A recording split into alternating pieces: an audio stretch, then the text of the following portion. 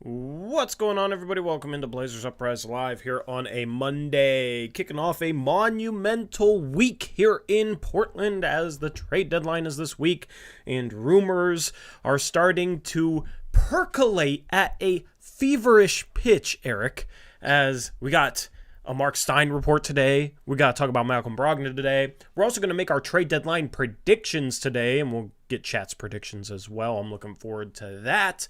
And I'm looking forward to dropping a few bits and pieces of content over the next couple days as the Blazers do not play again until after the trade deadline. I love how this schedule shaped up for us in terms of the content making business. Eric, how's it going? No. Let me unmute you. Okay, Eric, how's it going? It's going pretty good. How about you?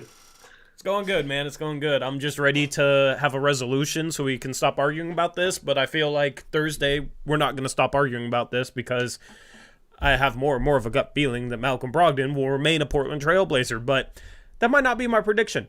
I don't really know what my prediction is yet. I'm going to have to figure it out by the time we start that segment because I have no idea what the Blazers are going to do. I have no idea what their thought process is, and I'm just not sure, man.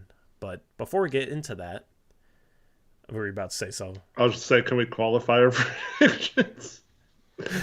If Malcolm is traded, then this will happen. If not, yes. We'll talk about the trade deadline. I mean, he could get traded this evening for all we know, but we do plan on having a trade deadline preview stream Wednesday night. Only way that could change is like if there's a Brogdon trade, maybe Tuesday night or Wednesday morning. That stream would be over on the main channel. But yeah, man, just looking forward to seeing what the resolution is to this year's trade deadline, for better or worse. But before we jump into all of that, for better or worse, we got to do picks against the spread. And lately it's been worse because we've been terrible lately, Eric. Absolutely horrifically bad lately. Mm-hmm. On Thursday, we went a whopping 18-42. 18-42. Like the last 3 days, I actually can pull this up. Let me look at the picks against the spread tracker that's done by our wonderful Aeromancer in chat. We went 18-42 last Thursday, okay? The episode before, we went 51-81. The episode before that, we went 30-66. Okay. So 3 straight episodes of ineptitude. We've been terrible. Episode before that, 55-57. So you have to go all the way back. Nope, the stream before that, 32-40. I'm trying to find when the last time we were above 500 was. It's January 15th. We were 29-28. So we've just been in a collective slump, Eric. It's been brutal. I went 0-5 on Thursday, but so did 4 other people. Eric, you went 0-5 on Thursday. Yeah. Jackson did too. Arrow did too. Trevin did too. Remember when Arrow was battling up at the top with me in chat not so long ago? I think Arrow's the reason why we're struggling. He was doing well, and everyone was doing well, and now he can't pick a single game right. Yeah. He's like historically bad. Like, I don't know how you could be as bad as this. I want to say he said he was like 14-68 over his last whatever. Aeromancer can say exactly what it was, but it was something ridiculous like that. Like, against the spread, how do you pick that poorly? Yeah, I mean, it's miraculous, you know? So I guess if you go the opposite of Aeromancer, you're doing pretty good right now. But, of course, all things could turn around. You know, it's kind of crazy how fast things can change. I mean, look at the change in standings here. You got Steven and Zach tied for 6th. They've been basically the bottom 2 guys almost all season long, and now they're tied for 6th, only 8 games back. Like, they legitimately have a chance at catapulting themselves up. Arrow, you know, like, Steven's past Arrow. That's how crazy things have been. 12 games separate first from last, and you got a bunch of people separated by about 5 games there in the middle. Crushable sitting there a little comfortably in 3rd. 3 games back in the lead, so he has a chance of taking the lead today as there's 6 games. Let's jump into the first of them, and that is the Cleveland Cavaliers hosting the Sacramento Kings, and the Cavs are 3.5-point home favorites. All right, in this one we have Sasha Vezenkov is questionable for the Kings. Ty Jerome, Tristan Thompson out for the Cavs. Jarrett Allen, Darius Garland, both questionable. Let's see if that's oh, they're both available. Never mind. Just announced. Both are playing. Alrighty. So they're just without Ty Jerome and Tristan Thompson.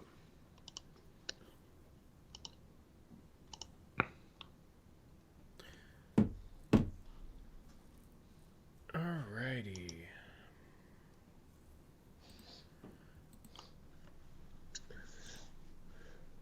I'm just going to go with the Cavs, the hot team. Yeah. Kings have been very hit or miss for me lately, so I'm just going to avoid them and also take the Cavs.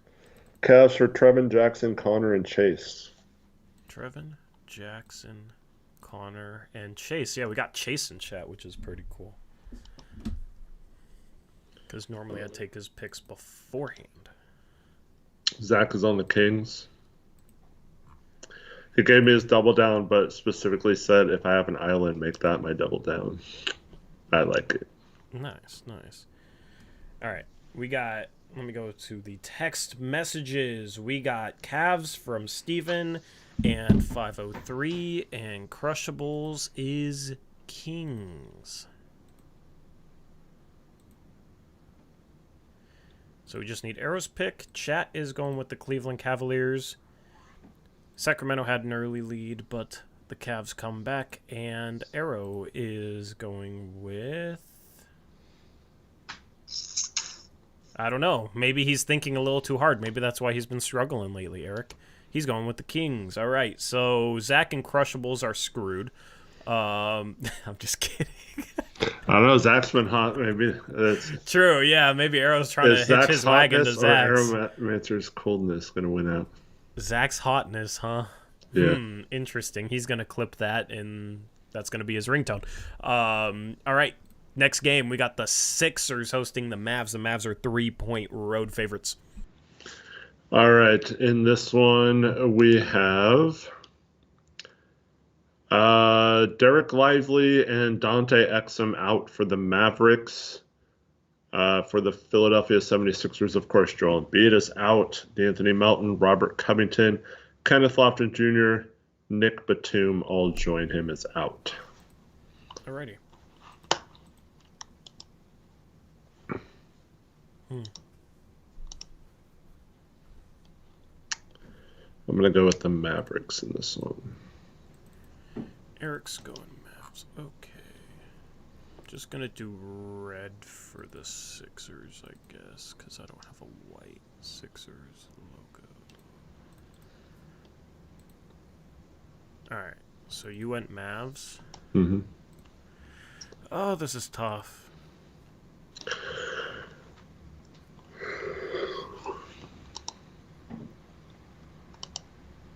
This is tough. I'm going to think about it. We got Steven going Sixers. Crushables going Mavs. Trevin and Jackson and Arrowmancer are Mavericks or Mavericks. Chase is Sixers. Am I right? Zach is Mavs.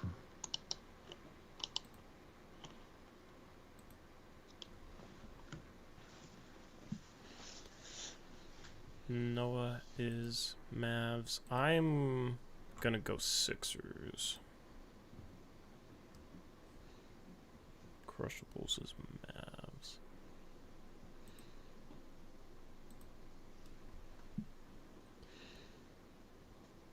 So Steven Sixers, Chase Sixers. Okay, so Connor, we just need Connor. Chat is Mavericks 85% of the vote. Dang. Connor Sixers. Okay. So we got 4 on the Sixers, 8 on the Mavericks. Next game.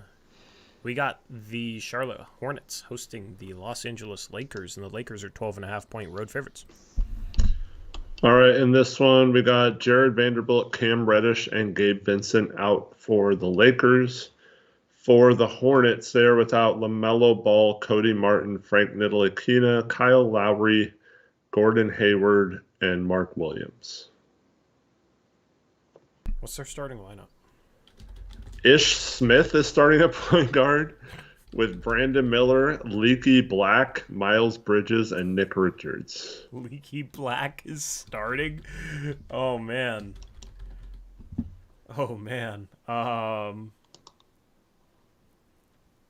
Dude. This is just gross. Gross. All right, chat, here's your poll. I mean, this just feels like one of the games where a bunch of people goes Lakers and it's not Lakers. I don't know. I'm going to overthink the hell out of this. Yeah. I'm just going to take the Lakers. Screw it. It should be taking the points, but they're starting Leaky Black and Ish Smith. I know, but Brandon Miller's been going. They still got P.J. Washington, right? And they still got... I don't know. Jackson's Hornets, Trevin, Chase Lakers. Zach is Lakers.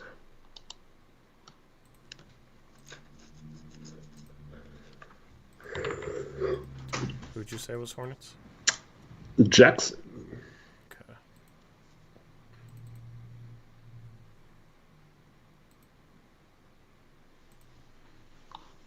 And you said Chase, Trevin, and who? Zach. Yeah. Okay. All right, you got Hornets for Steven. You got Lakers for 503.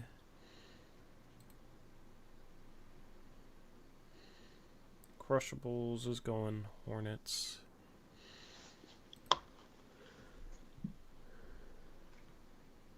And you went Lakers. Yeah.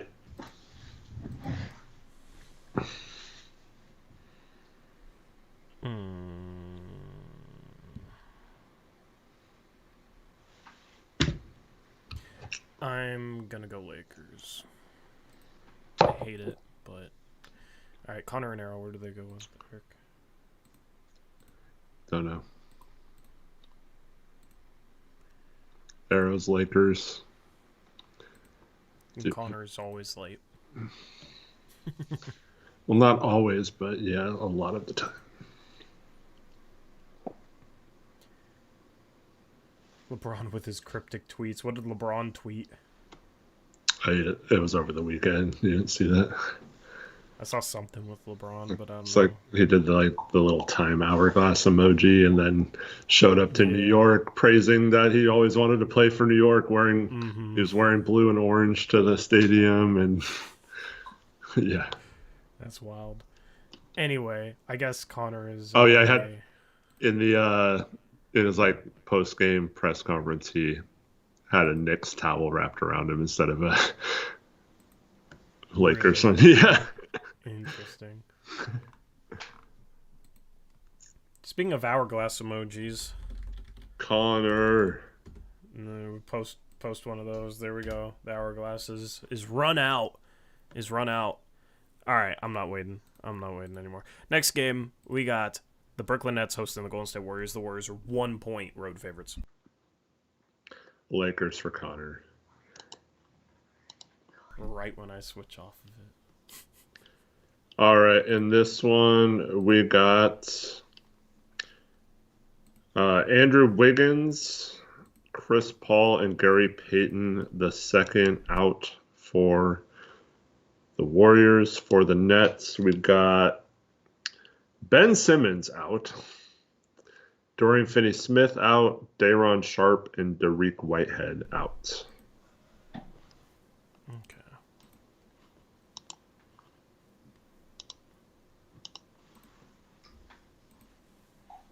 Both these teams suck.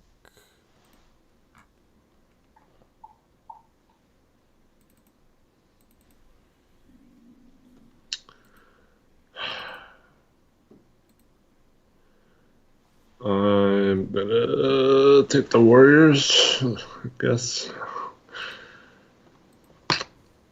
Jackson and Trevin are Warriors as well. Zach is Warriors.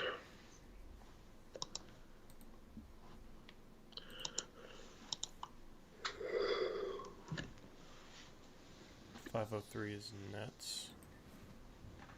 Steven is Warriors. Okay, we got Crushables, who's Warriors. Aeromancer is Nets. Cool. So just need Chase and Connor.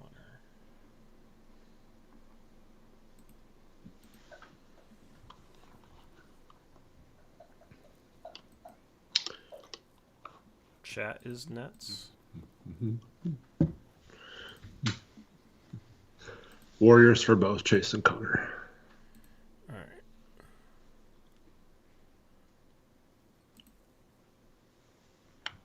So a good old 4v8. All right.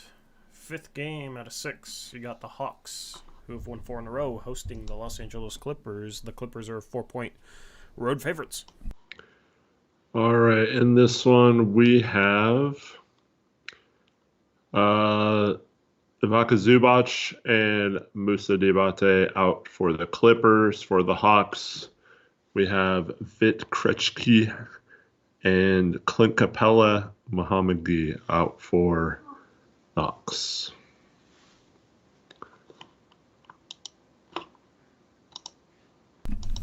Hawks have been playing well lately. This is a tough one. If the Hawks win and the Warriors lose, their pick is up to 9. I'm going to take the Clippers.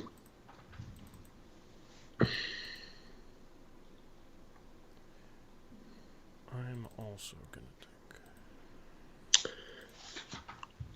Chase's Hawks. Trevin and Jackson are Clippers.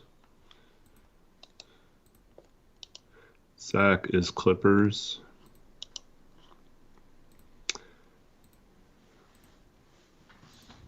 Aeromancer Clippers.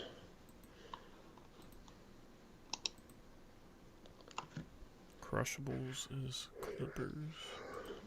We're all going to get this game wrong, huh? Except for Chase. Except for Chase. All right. Yeah, Crushables, Clippers, Steven, Clippers. This could be a Chase Island. 503 is Clippers. Hawks won 4 in a row. They're at home as 4-point underdogs. And it might be a Chase Island because Chat is Clippers and Connor is Clippers. It is a Chase Island. That's not a bad island to have. Double down. Alrighty, and then the final game, you got the New Orleans Pelicans hosting the Toronto Raptors. The Pelicans are 11-point home favorites. All right, in this one, we have Toronto has RJ Barrett and Jonte Porter out. The Pelicans have no one out. Everyone who was listed on the injury report is playing. So who's Toronto's starting lineup then? No. Trent instead of Barrett with Quickly and Barnes and Pirtle, and who's there for? I've already clicked off of it. Sorry.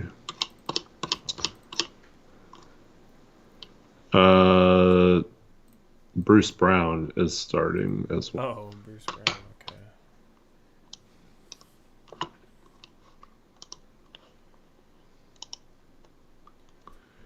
Minus 11. Man. Raptors, Crushables Raptors.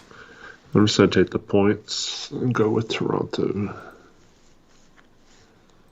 Trevin is Toronto. Jackson, Chase, Connor, Arrow, all Pelicans.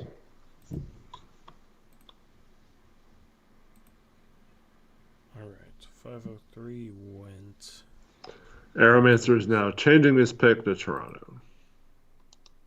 Alrighty. Zach is Pelicans.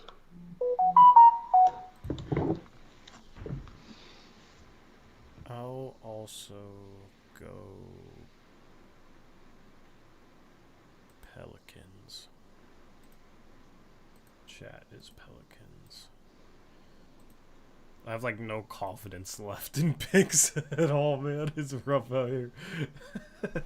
I am very unsure in all my picks today. All right, there's a 5v7 time for double downs. Chat's double down is the Mavs, correct? Yes. That's also Zachary's. Okay, chat. Ian, Zach.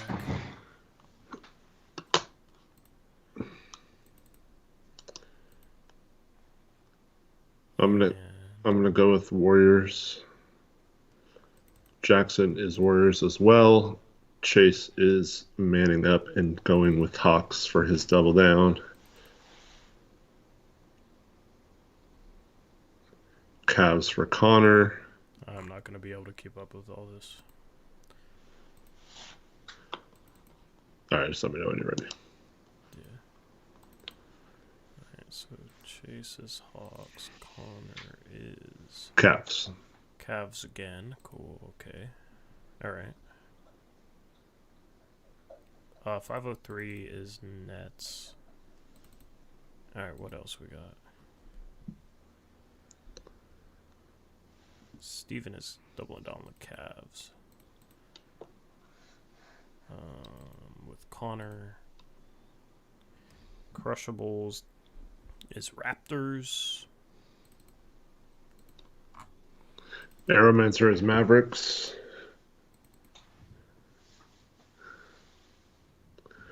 I've not seen Trevin's yet. Alright. I'm gonna make my pick. Trevin's is Clippers. I need to look and make my pick.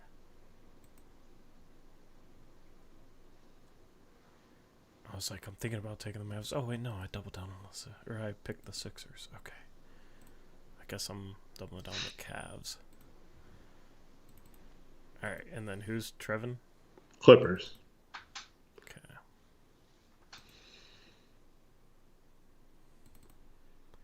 I kind of went against my gut because my gut has been so wrong lately, and we'll see if it works out. Me, Connor, Steven, all on the Cavs.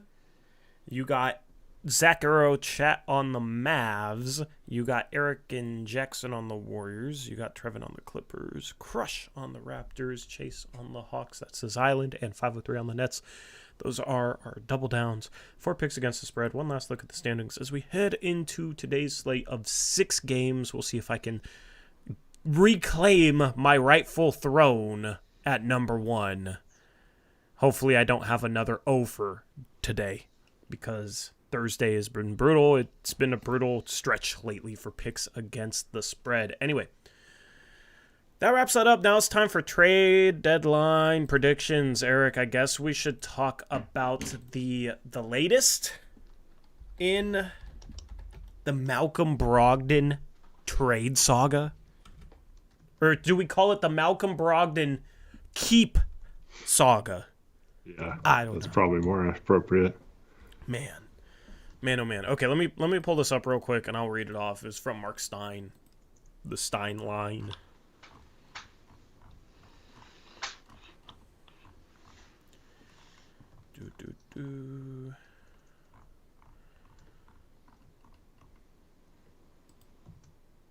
Okay. So, Mark Stein had a piece about Malcolm Brogdon that read as such. Malcolm Brogdon has been openly lobbying the Portland Trail Blazers to keep him beyond Thursday's trade deadline. Which that first statement is what, like, wow, okay. He wants to be here and he doesn't want to get traded. Interesting. The piece continues and says, long considered one of the season's most likely to be traded players after landing in Portland before the season started when Boston acquired Drew Holiday from the Blazers, Brogdon recently told The Athletic's Jason Quick that he was rooting against a deal. There have been some recent rumblings that Brogdon, with 1 season left on his current contract after this one at $22.5 million, has been hopeful that the Blazers would entertain contract extension talks. Portland's willingness to go that far is rather hard to picture given the understandable focus on its array of young guards, most notably Anthony Simons and rookie Scoot Henderson, but the prospect of a longer stay than anticipated in the Pacific Northwest for the 31-year-old has gained credence. Once again, that's from Mark Stein. So, one name that wasn't listed in the young guards there, Eric, is Shaedon Sharpe, and I feel like a lot of people are forgetting about Shaedon Sharpe, especially when thinking about how minutes work. Yeah. And then there was also, I can't remember who said this, it might have been Woj or someone, but it was also reported that the Blazers are modeling their rebuild after the Houston Rockets approach and could see Brogdon being their Fred VanVleet that helps them take the young core to another level. Eric, that right now, legitimately that, is the worst possible thing I could ever hear. Like bar none. Oh, it was Jake Fisher that said that, sorry. Yeah, hopefully he's wrong. Oh my God. Let's be the Rockets. Let's sign players for enormous amounts of money and then play them in front of our young talent just so we can make a play-in, guys. Guys, we're not chasing contention in the future. We're chasing a play-in next year, it feels like right now. And if they keep Brogdon, I have a feeling that it's going to be, let's see if we can make the 10 seed next year, which is just mediocrity. And I won't accept it. Yeah, and the Rockets gave up assets because they signed and traded for Dillon Brooks, right? Mm-hmm. You know what they also tried to do? They tried to bring in Brook Lopez. Yeah. Thankfully for them, they didn't get Brook Lopez because it's allowed Şengün to break out. Yeah, I don't get that one. I mean, the Rockets are 23 and 26 right now. They're in 11th place, so we're hoping to be, instead of 14th, we're hoping to be 11th. Like, wow, that's great aspirations there. Yeah. And Taylor says Meringue was on air talking about how the Blazers can't be bottom feeders because they're worried about ticket sales. So that tells you what you need to know about our goals. I mean, I was just about to tell you guys that they don't care about contention. And that's why I and Eric have been very critical of them. And we're going to obliterate them again. Yes. It seems like, yeah. And that's the thing, is if that's true, then nobody that knows that bit of info, if they're just chasing ticket sales and trying to be mediocre so they can sell more tickets and make a play-in so they can sell more tickets, right? Anybody who knows that piece of info should not use that line of thinking to excuse the way they build the roster towards mediocrity. Okay? But they will, unfortunately.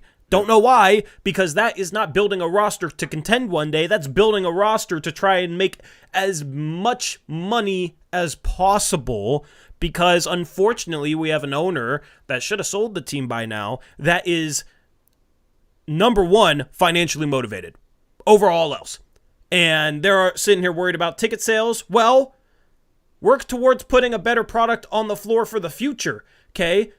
Like, if we get a high draft pick next year, if we get Alex Sarr or something, they're going to be able to sell tickets and stay the rebuild route, okay? I don't think trying to scratch and claw for a play-in and being like 6 games better right now is going to make much of a difference in ticket sales. I certainly, as a fan, am not going to be going to more games because, oh man, they might get the 10th seed. We might get to see a play-in game. We made the playoffs for like a decade. We don't even get to host the play-in game as the 10th seed. We'd have to win 2 straight road games to make the playoffs in that scenario. Yeah, like legitimately, we made the playoffs for a decade. Nobody's going to get excited over the 10th or the 9th seed. The thing that excites fans most, in my opinion, is Scoot Henderson, Eric, and Shaedon Sharpe. Yeah. And maybe Anthony Simons. Are young players. I don't know why they embraced this route if they weren't ready to go this route. If you traded the third pick, even if it was a bad trade, you would still be selling tickets. So at the end, to then keep the third pick but not embrace a rebuild just because you're worried about selling tickets is ludicrous. But even before I saw that Taylor Packer comment, I mean, that's exactly what this upcoming trade deadline feels like, Eric, where they are going to prioritize trying to be competitive next year because they're worried about ticket sales and because they're tired of tanking, even though this is truly the first year of a rebuild. I mean, this is just completely directionless, and that's the problem. And that's why I am severely worried with not only the ownership, but the people in charge, the people responsible for making trades, because there's a decent chance that we short-circuit this rebuild and don't end up becoming contenders because of it. Have I not told you since Dame requested a trade that they were going to try to stay relevant instead of building the right way? Exactly. I've said that since day one, right? Yep. Yeah. And this is my issue. Like, why not just keep pretending to build around Dame then? Like why not just keep him? But remember how dedicated Joe Cronin is to winning, Tori? Yeah. That's all he cares about. He's super duper dedicated to winning. Yeah. Super duper win now mode. Yep. Another freaking lie by Joe Cronin just to blow smoke up the fan base. And for some reason, all these people just love Joe Cronin and just eat up everything he says. And I don't understand, man. It's all a fraud. I mean, I'm hoping this is all wrong and that we're celebrating like a mediocre trade now instead of our whole rebuild being mediocre. Like at this point, if we get a second round pick for Malcolm and actually pull the trigger, I'll be happy because it's better than the direction they seem to be going, right? Yeah. But not that I want that. I'm not saying I would accept that, really. I'm just making a joke. But yeah. We are currently 9.5 games out of the play-in. We're the 14th seed. This is with Malcolm and Jeremy. Like, what? Yeah, but we could be this year's Houston Rockets next year. What are the Rockets? They're what, 23 and 26? Eric, don't you aspire? Yeah. To be 23 and 26, isn't that such a great and amazing record? 11th place? That's like almost in the play-in. That's what we should aspire to. That's where our goals should be set. The thing I don't get, Tori, is I don't know about most of you, but me personally, I enjoyed last night more than most games this year with one with Malcolm and Jeremy. Like I like watching the young players play. And if they actually, this franchise chose Scoot. They chose Scoot over Dame, right? And now they're saying this young path isn't good enough to keep fans interested. You literally said you couldn't trade the third pick because you were worried about like how talented he was, right? Yeah. And so now we have to like stay mediocre. Like you picked your freaking direction. It's so annoying. You literally picked your direction to rebuild. And now you're already saying, oh, nope, we can't do that. We can't be bad. Like you chose that route this summer. Like you literally chose it. Like I don't understand. Like what? It's so dumb. And then you have all these people like, yeah, that's a good decision. Yeah, we should keep him. He's such a good mentor. Blah, blah, blah. Like, it just makes no sense, man. People have lost their freaking minds. And then we're going to get called out as freaking negative, of course, because we're negative. When we see this coming. We've warned you guys for years. All these moves are setting up this crap to be unacceptable to people who want to actually win a championship. It's freaking ridiculous. And like, we want to win a championship, and you're not going to do it by keeping Malcolm Brogdon in this situation. Teams that rebuild the right way would not keep Malcolm in this situation to win a few more games to sell tickets. Yeah, and it's not even helping us win games. Like, that's the thing. Yeah. Like, if we were where the Rockets were at right now, we're like, wow, we have a chance to make the play-in legitimately in our first year of the rebuild. Maybe you could justify, like, man, if we just add a couple more pieces to this, we could really build something. And Malcolm, eventually we could trade him maybe. But right now, like, we're building into a winning team already. And that's what they were hoping this season was. And now I don't get it. Let the play-in happen organically as part of having greater aspirations than the play-in. Mm-hmm.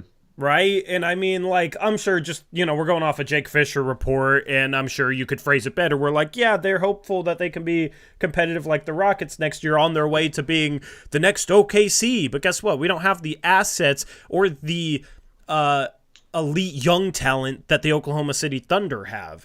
And they didn't set out on their rebuild with visions of becoming a play-in team. They set out on their rebuild in a way where they were trying to make it as easy as possible for them to get to contention by stockpiling assets, a ton of assets, and then getting the right good young players. Hopefully Scoot's a future top 10 player like Shai Gilgeous-Alexander is right now. Hopefully Shaedon Sharpe is great, and hopefully we find the next Chet Holmgren, who's been a really good player as a rookie.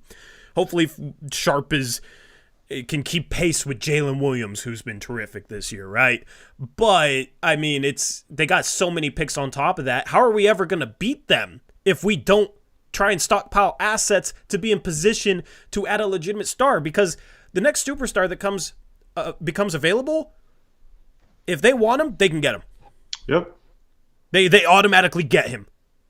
So you add another superstar to that mix with SGA and Chet and Jalen Williams, all the talent they have, and they would still probably have enough picks left over to have just as many picks as we do right now, even after trading after a start. That's how many picks they have. How are we ever going to beat them? I don't know. That's the thing, is you got to stockpile assets so you have a chance to put a good enough roster to beat OKC 5 years from now. Because that's the team that we're going to be battling with in the West if we ever do reach to contention. They're set up to be a major issue for the next decade. But, I mean, this is just... aspiring to be the Rockets next year is just the silliest thing I've ever heard. I mean, the Rockets aren't even in the play-in right now. So... Yeah, but they have that veteran leadership, Tori. Man, I don't want to hear that anymore. I know it's tongue-in-cheek from you, but yeah, it's just at the end of the day, we want to contend. You can always find an excuse to not do something in terms of roster building. You can always find an excuse. And guess what? There's a lot of people in this fan base that'll always find an excuse for the organization to not do something. And it'll always be something like, well, they just couldn't get what they wanted for Brogdon. Mm-hmm. Well, the part about it that drives me crazy is Houston literally limited how good they could be, what they did last summer. They literally took they're young. Rebuilds don't always work. That's the thing. And that's fine, in my opinion. But, like, we have Scoot and Sharpe and Anthony. Like, we have pieces in place. Two of those guys, fans really like and stuff. And you would think if you had a good GM, you could build around those guys and build a winning team in the future. But Houston, what they did, and this is exactly what the Pelicans did a couple years ago when they traded for CJ. They had visions of just making the playoffs. The Kings last year, visions of making the playoffs. And that's all they freaking care about. And it's frustrating because we went through that. We had Dame. We made the playoffs like 8 straight years before he had his surgery or whatever. And before, like, this organization decided to outright tank at the end of seasons, we still almost made the playoffs last year until they literally forced Dame to not play and promised him all this crap that would change in the offseason, which it didn't. So, like, what faith do we have that they can even build a mediocre team? Because Joe Cronin hasn't even had a team that's made the playoffs yet since he took over, and they're not going to this year. So I don't understand because like New Orleans was really building towards something with a lot of young players, and then now they have. I mean, they were better off using all their assets to go after a younger guard like Emmanuel Quickly got traded or someone like that, that they could have gotten for cheap and could have maybe been part of their core. It doesn't make sense to me to go after or keep veterans in Portland's situation. And like I said, I think fans have more fun watching Scoot and Sharp and those kind of players than they do Malcolm. Like Malcolm's not putting butts in the seat. Like I mean, he's a great guy. Like I'm not trying to say anything about his game or him personally. It's just a 31-year-old Malcolm Brogdon is not the difference between them having a bunch of ticket sales and not. Yeah, absolutely, 100%. And next year, what? You're going to start him ahead of Scoot still? That's only going to piss fans off if Scoot's ready to take that next step. You're going to cut Sharp's minutes? Like, what the hell are you going to do with all those guards? You're going to play 3-guard lineups and try and make the play in that way? That's going to be a major issue defensively, as we've seen this year. Like, how does it even add up to a play-in spot anyways? It doesn't really add up to me. Taylor Packer says, Travis Demers on Rip City Reddit was saying it doesn't make sense to trade Brogdon if it's only a first and young player. LOL, the company people working overtime to convince people keeping Brogdon is good. Absolutely. That is 100% what is happening right now. Yep. 100% what is happening right now. Literally, before the season, that's what we were supposed to trade Brogdon for at the deadline. Before the season, the argument was, do we trade him now or do we trade him at the deadline, right? And people were saying, oh, we can hang on to him until the deadline because he's a veteran mentor, and then at the deadline we can get like a first-round pick for him, and maybe we can rehab his value a little bit. Now it's a first-round pick and a young player isn't good enough for Malcolm Brogdon when you have Sharp, Scoot, and you've also slid Jeremy down from power forward to small forward, so he's playing more of a wing spot, so there's less minutes there for Sharp, which means he has to play more guard, but that's tough with Brogdon. It just does not add up whatsoever, and saying that's not good enough for Malcolm Brogdon is legitimately, to me, just trying to set up excuses for when this team ultimately chooses that they want to keep Brogdon, because that's how I feel like this is going. My trade deadline prediction, Eric, since we haven't gotten to that yet, my trade deadline prediction right now is they don't trade Brogdon, they trade Thibault. And they duck the tax going into next offseason by trading Thibault. I think it's even worse. I think they're going to dump Robert Williams, and they're going to get less for Robert Williams than they just turned down from the Rockets, which was what? They got 2 seconds and an expiring contract. I think they're going to get 1 second and expiring, and they're going to justify it by they just needed to cut salary and he was injured.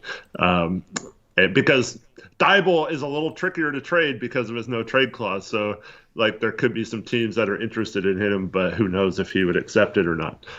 They got 3 seconds, yeah. So they'll probably get 2 instead of 3. Yeah, that's right. That's what it is. But just so you know, Portland was offered that same package for Robert Williams before they switched to Steven Adams, and Portland said no thanks. Dude, I'm so tired of fighting propaganda. You have a Nate Jones tweet saying, seeing some Blazer fans debating about forcing a Brogdon trade, 100% facts that Brogdon being on this team has helped Scoot's progression. The NBA is not NBA 2K. Brogdon's value to development is beyond what you could get in just some random picks. I'm so freaking sick and tired of hearing these stupid media heads trying to equate anything they disagree with regarding roster building to NBA 2K, bro. It's super condescending, and Nate Jones, I can't stand the dude now. I used to respect the dude. I can't freaking stand that dude now. Well, he's the one who always nothing says about Ant needs to have the clear path to be the number one guy and all this stuff, right? But he's a Scoot hater, right? Scoot's best scenario is like, what was it? Mike Conley / Marcus Smart, right? So Nate Jones is like a Scoot hater. Because those are both defensive guards. But Yeah, like had some awful comparisons for Scoot. So I guess, yeah, since he hates Scoot, it does make sense to keep Brogdon, right? But in this tweet, Brogdon being on the team has helped his progression. Okay, well, Scoot's progressing to the point where he needs to be the starting point guard. That's the point. It's not that Brogdon hasn't helped Scoot progress. It's that Scoot has progressed, and next year, or for the rest of the season, is going to deserve more minutes. And Sharp's going to be brought back. You don't have enough minutes to go around for any of those guys. That's not an NBA 2K line of thinking to just do some simple math on a positional basis. right? And I see some people say, no, you can make it work. And they have lineups where like Ant's playing 24 minutes and Scoot's playing 20 minutes and Sharp's playing 20 minutes and Brogdon's playing 23 minutes. And it's like, what the hell are we doing? It doesn't make sense. You literally, the most important thing out of the rest of the season is to continue to develop Scoot as much as possible. Scoot needs reps, okay? And there's the silly notion that Scoot needs reps where he can't make mistakes, right? Because making mistakes is bad for him. How can he handle that? Like, you know, it's going to kill his confidence, blah, blah, blah, blah, blah, blah, blah, blah. You can learn from mistakes. You can throw Scoot out there for 35 minutes a game. Guess what? He's at the point where he's probably going to have a good 20 minutes and maybe 15 minutes where he makes some mistakes and struggles, misses some shots. Guess what? He can learn from that. That's why you give young players reps in the league, okay? That's not an NBA 2K line of thinking. That's how it is. That's how it's been. So, I mean, I get sick and tired of hearing people like that bring up NBA 2K. Bro, I haven't played 2K in like 4 years. I hate 2K. None of this is video game thinking. And Brogdon's value to development is beyond a first-round pick. The thing is people act like Brogdon's vet mentorship is irreplaceable with a lesser player, okay? Even though Damian Lillard, who Nate Jones is his guy, so Nate Jones should know this, Damian Lillard credits Earl Watson, who is behind him and who barely played, with a lot of that vet mentorship. It doesn't have to be somebody of Brogdon's caliber, okay? And a lot of people refuse to admit that you can bring in somebody like an Ish Smith. I mean, Pooh Jeter was a vet mentor in the G League Ignite for Scoot. He wasn't playing ahead of Scoot. He's on our coaching staff, too, so he's here mentoring him still. Yeah, and you have a head coach that's a former championship point guard that should be able to mentor Scoot enough to where Brogdon's vet mentorship isn't so valuable that it's worth many, many first-round picks. That's just ludicrous, cliche stuff that, like, you can't really argue because it's kind of arbitrary, and that's the direction we're going with all the narratives leading up to this trade deadline, is stuff that's arbitrary and almost purposefully hard to argue against to excuse this organization doing absolutely nothing. Scott Brooks was also a point guard in the NBA, by the way. Yeah, we but have those guys can't... We have three NBA point guards. Like, I know Pooh only played like one season, basically, but like, he's well respected as a coach. That's three point guards that played in the NBA on our coaching staff. Yeah, I mean, it's just, why not go sign like a DJ Augustine or something at the end of our bench to be a mentor to Scoot in this. Yeah. I know he'd have to develop a relationship with him or whatever, but like, I don't understand when you can get assets that will help you in the future right now for a player, why you'd want to do it. And then I'm also convinced now, based on what Brogdon's saying, and I don't blame Brogdon for this at all. I'm not trying to say this is bad or he's dumb or anything like that, because this is actually really smart. But, Portland has paid pretty much everyone who's wanted to be here outside of Dame, and taken care of anyone who wants to leave outside of Dame. So him and his agent have got to be thinking, if our contract runs out, right, I don't know if he's not getting $20 million a year at 33 or whatever he'll be when his contract runs out, right? Or it's very unlikely, unless he's with the team that signs him, re-signs him to that. But Portland's known now as a team that if they keep you, they'll pay you a little more than market value, and they'll give you several years on your contract. If he can get like a 2 or 3 year extension for about what he's making now, I think that's his end goal, and that's why he's so pro staying here in Portland, because once he gets that, then he can be traded after 6 months, and then I don't think it'll matter as much. I'm not saying Brogdon wants the money, but like, he's got to be thinking this is his best chance of getting paid again after this contract. Yeah. This is wild, man. This is wild. But you basically kind of called this since before the season in a way. I don't think, I can't speak for you, but I don't think either of us believed it to this extent, but man. I mean, it did not make sense. If we drafted, like, let's just say, like, we had Brandon Miller and Dame still opted out, then, like, I could maybe have seen it. But the fact that we went into the season with the 3 guards, like, it made no sense to have Malcolm Brogdon. And so I thought, I still think, that's why I think they'll dump Robert Williams, because I don't think there's any way, like, is Jody gonna freaking be a tax team next year just to make the play-in? Like, is that, like, that doesn't make sense either if they're worried about ticket sales. No, because she's worried about ticket sales, yeah. Right, so why would she want to pay more money for her roster? Like, the $20 million that they're gonna pay Malcolm Brogdon next year is worth how many tickets? Like, the math isn't mathing, Tori. Like, it doesn't, like, $20 million salary for Brogdon to stay here and be a mentor and like possibly eat into the development of your guards is worth, like, a little bit more in ticket sales because you win a couple more games maybe. Like, it's not making any sense, and this organization has not made sense for years now. It drives me crazy. Yeah, I mean, basically anything the organization could do, there will be a lot of people that will defend it. A lot of people that work for the team or, are very close to the team will excuse, right? If we were sitting here like, everything coming out was like we had to trade Brogdon, and Cronin is telling people, we have to trade Brogdon because we got to get Scoot more minutes because he's looking better, they would all be eating that up and saying the same exact thing. 100%. 100%. They wouldn't be sitting here saying, no, actually, the Blazers could keep Brogdon. They want to trade him, but they should actually keep him because his vet mentorship, yada, yada, yada, yada, yada. Before the season, they weren't holding this tone at all. Before the season, they were talking about how Brogdon should be traded at the deadline. They completely moved the goalposts simply because Scoot's improved this year, which he was always going to improve this year as a rookie because he's a rookie. So, yeah, the way this is setting up, I mean, we've felt this coming for 2 weeks. Like, it's basically just like, I'm not surprised by any of this anymore. We've seen this coming, and it's going to frustrate the hell out of me. I mean, here's the thing. If we trade him, it's actually a sigh of relief.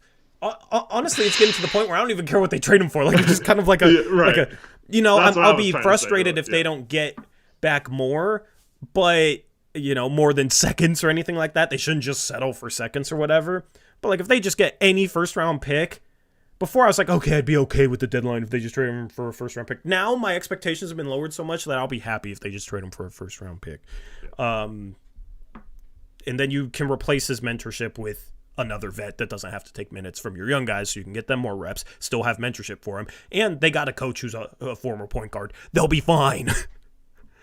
Scoot doesn't need Malcolm Brogdon to hold his hand. Sign DJ Augustine. That's all I'm saying. Yeah. So. Or Kemba or something. Yeah. So at this point, I'm just, man. If they trade him, I'll be at this point pleasantly surprised because it's changed from 90% chance thinking he's getting traded to like now I think there's about a 35% chance he's getting traded. Maybe I'm overreacting to these reports, and Cronin's being a genius, playing up value. Most of my annoyance right now is the narratives about how keeping him is okay, and that if you don't think so, then you're just thinking like it's NBA 2K, which is just stupid. Here's what I don't get. If it is just posturing, why is he also having his cronies talk about how a first-round pick and a young player isn't good value? Because to me, that they're not getting more than a first-round pick and a young player, right? I mean, we'd all be shocked if he got more than that. Yeah. So, to me, that part of it is got me thinking, wow, this isn't just a smokescreen. Yeah, because that's realistically the best case deal. I don't see them getting back more than that. Mm-hmm. So if you're putting it out that that's not good enough, then you, after the deadline, you could say none of the deals were good enough. They didn't want a first round. They already have 4 picks this year, and teams were only offering picks this year, even though all these teams have future first that if they want to trade for Malcolm Brogdon, they are willing to trade a future first if they're willing to trade a first this year. I know this year's draft isn't as good, but I think it's being over-exaggerated how bad it is outside of the lottery. And a lot of these teams are drafting outside of the lottery anyways. You can also, I mean, there's just because you get a pick in this draft doesn't mean you have to use it in this draft. You can trade it for a future pick. You can use your 3 first-round picks to maneuver around the draft board like OKC does. They traded 3 firsts to move up or to get the 11th pick a couple years ago. They strike out on Ousmane Dieng, but I like the aggression, and they could have in that position had. Well, they took Jalen Williams with the next pick after that, and then but they passed on like Jalen Duren or whatever. Like, so there's ways you can do it. I mean, it just I'm already prepared to be so frustrated, and people are gonna say, oh, you guys just are looking for something to be upset about. That's all you want to do is have them fail so you can just whine or be angry. Like, no, like our expectations aren't even that hard to achieve, right, Tori? No. Just do the right thing. Trade your 4th guard who's a veteran when you have 3 guards that all need minutes. It's very simple. And we all here's the thing. Nobody will have any basis to say we're negative when literally the entire fan base and media all agreed before the season, right after we got Brogdon, that if we did keep him, that we should trade him at the deadline. Everybody agreed upon it. Yeah. So if we haven't changed. We haven't changed.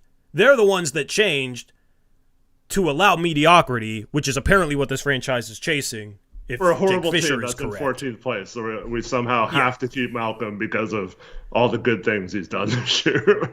I mean, it's just crazy. The thing is like we get the negative rap because this franchise routinely does silly things and accepts mediocrity. Yeah, and they're admitting it if they keep Brogdon. I didn't want to embrace the rebuild. I wanted to build around Dame, but when they went the rebuild route, okay, fine, I'll embrace the rebuild. They won't even allow us to do that if this is all true. And that's the frustrating part. We can't embrace a single direction because they just want to be stuck in the middle perpetually forever. And just so we're clear, Tori and I, if we had our choice, we would trade Malcolm, we would trade Grant, we would trade Thibault, and I don't know if your thoughts on Ayton have changed at all, but maybe even explore Ayton trades as well. But the first 3 I mentioned, for sure, Grant, Thibault, and Brogdon all gone, right? Yep. And we're not even going to kill them for not trading Grant, right? Yep. At this point, we're fine with that. Like we'll accept it. Wait, I don't agree with it. I think we should capitalize on his value right now in case something happens. Knock on wood, he gets hurt or declines or something, and then it's a negative contract. Right now, I think it's a positive contract. Yeah, but that's a thin line. But yes, but that's totally. I get the arguments on both sides of that one.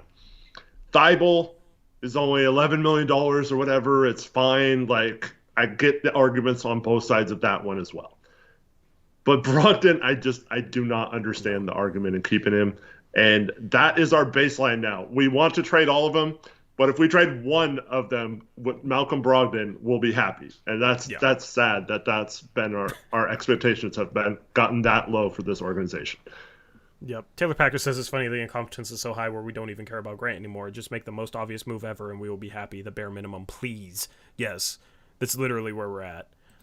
Expectations just get lowered and lowered and lowered to the point where we just pray for the bare minimum.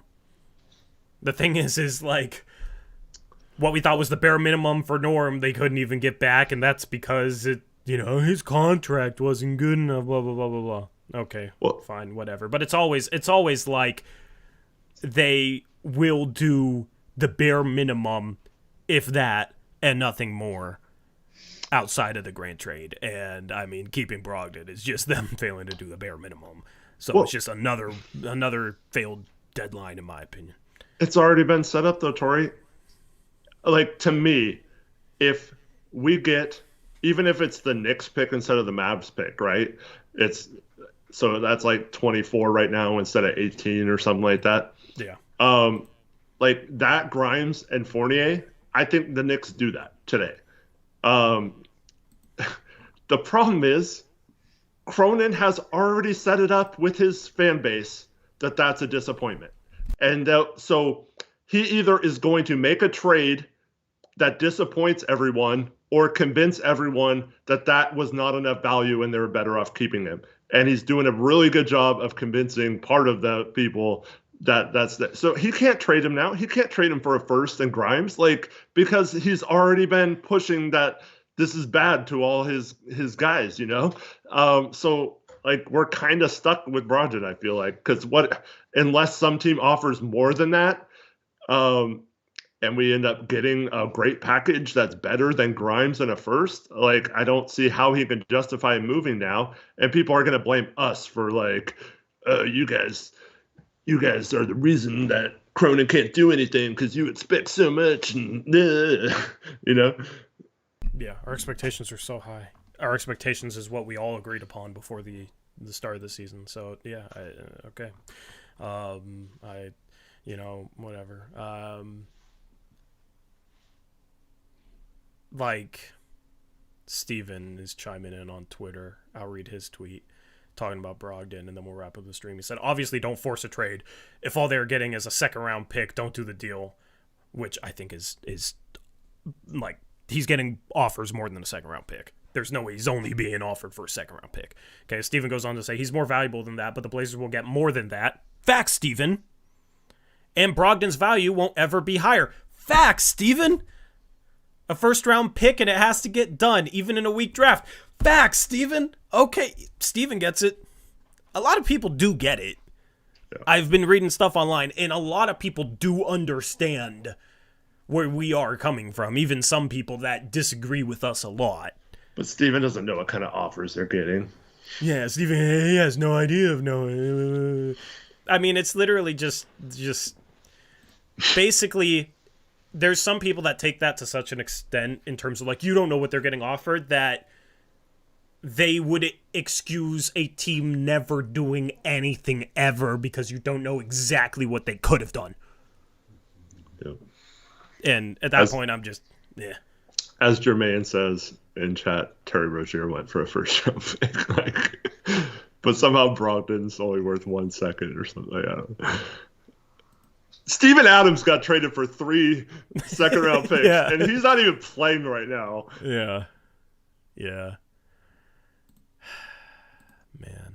And Brogdon's not like CJ, right? CJ was a guy who it took like a certain team, right? Like he didn't fit on every team. But Brogdon's a guy who literally you can plug into just about any team and you could say that team's probably better with Malcolm Brogdon on it. And that is worth a first in most cases. Like I don't know. His value as a player should outweigh his value as a vet mentor. Mm-hmm. His value as a player is to other teams. His value as a vet mentor is to us. And people suggesting that he has more value as a vet mentor at this stage of his career when he's still as good as he is, in a way, is actually insulting to Malcolm Brogdon. Dude can ball. If he wants to be a mentor, why doesn't he retire after this season and be a coach, and he can stay here on our coaching staff? I mean, he want that bag too. That's exactly my point. That's why you're hearing the talk about him approaching the team about an extension. It's not about being a mentor. It's about getting a contract. I can't wait to be like in year 2 of a rebuild, paying a combined. Okay, well it'd be like. Well, he's making almost $25 million next year. Yeah, like basically year 2 of a rebuild, and we're still paying Malcolm Brogdon, DeAndre Ayton, and Jeremy Grant a combined like $82 million a year. And then we extend Brogdon so that we're paying those guys a combined like $90+ million a year. I mean, just amazing stuff. And yeah, like we have we have good young talent on cheap contracts. We should be valuing flexibility in a way to add assets. Yep. But it's just, but no, we gotta pay Malcolm Brogdon $25 million to mentor guys and be in their way in terms of playing time. Great stuff. Yeah, great logic. Would Brogdon still value being here when we asked him to sit games and not play coming up? Like, yeah, Taylor Packer says, also, can I ask why everyone suddenly thinks Brogdon is some god-tier mentor? LOL, where did that come from? Because it's just a cliche thing that nobody really knows, so and it's really hard to argue. You can't quantify it, so you can't argue against it or for it. But no one freaking knows if he's had any impact at all on Scoot's development this year. Yeah, Scoot was going to get better as a rookie. And I'm sure Scoot credits him a little bit, but I mean, it's that he's a god-tier mentor. Like, what are we talking about here, man? I mean, come on. It's the thing is people say you don't know what they're getting offered for Brogdon, but then in the same vein they'll say he's an amazing mentor. They don't know how to what level he's mentored Scoot, how much of Scoot's improvement is because of Brogdon's mentoring. I mean, the dude finally started looking a little bit like the 3rd overall pick for a couple of weeks, and instead of saying, oh, well, yeah, that's because he's a talented 19-year-old point guard who's finally starting to figure it out, we're saying, no, that's all because of Malcolm Brogdon, not Scoot. And the worst part is people have developed these feelings because we've had injuries. Anthony missed a bunch of games. Scoot missed some games. Sharp has missed a bunch of games now. And maybe you can make the argument that, oh, maybe they'll never be healthy. But in that case, I think you got to get rid of one of those three, right? In order to keep a guy like Brogdon, which makes no sense at the time of the rebuild they're in. But to me, people are just dismissing the fact that Shaedon Sharpe has not been playing for several weeks, and they've been watching this team. And it's funny because all those same people, and I think rightfully so, love Sharpe and wanted to, or basically deemed him untouchable in any kind of trades this summer, which I also agreed with. But like now it's like, oh, well, they can figure it out when he gets back. Like, no, like you can literally do the math once again. Like I said earlier, the math isn't mathing if all 4 of them are there and playing and all that kind of stuff. So I don't understand how they're thinking this is all going to work and how people want it to work this way. Like I'd much rather just watch, like even if they struggle, I'd much rather watch Scoot and Sharpe get those minutes. Yep. I agree. Anyway, that's going to wrap up the stream. I got to go, but we'll be live again sometime before the trade deadline. And then we're going to have a trade deadline stream Thursday morning going live approximately like 8:30 p.m. Pacific time. So stay tuned for that, but we'll let you know next time we're going live. Either it's going to be for like a trade or it's going to be probably Wednesday night. Could maybe even go live tomorrow night on the main channel if you guys want to. But yeah, we'll have content for you guys, so stay tuned. Make sure to check out the main channel. Everything for the rest of the week is going to be over there on the main channel. That's Blazers Uprise, without the podcast on the channel name, just Blazers Uprise. So check it out. With that being said, Eric, anything else?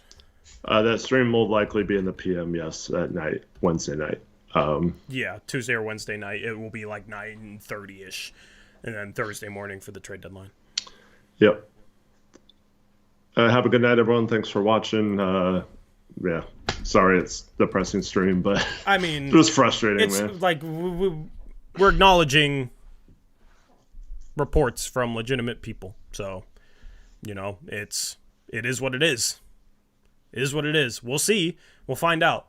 We'll find out if those reports didn't end up really coming to fruition and they actually trade Malcolm Brogdon, or we'll see if those reports were all correct and all this build-up towards excusing keeping Malcolm Brogdon ends up paying off for Cronin and the Cronuts. We will see. Anyway, that's a wrap for the stream. We'll catch you later this week sometime, and until then, as always, peace out. Go Blazers.